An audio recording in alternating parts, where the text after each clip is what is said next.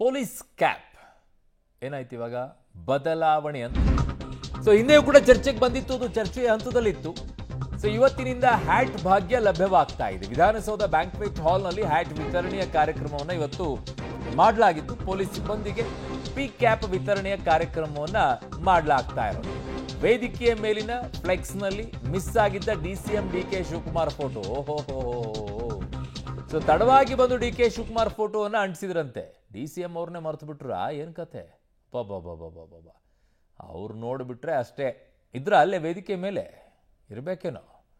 So DCM ಅವ್ರನ್ನ ಬಿಟ್ಬಿಟ್ಟು ಕಾರ್ಯಕ್ರಮ ಹೆಂಗಾಗುತ್ತೆ? ಆಮೇಲೆ ಬಂದುಬಿಟ್ಟು ವೇದಿಕೆ ಮೇಲೆ ಫೋಟೋ ಹಾಕ್ತಾರಲ್ಲ, ಸರ್ಕಾರದ ಮಟ್ಟದಲ್ಲಿ ಇನ್ಯಾವ ಹಂತಕ್ಕೆ ಹೋಗಿ ತಲುಪಿದೆ ಅಂತ.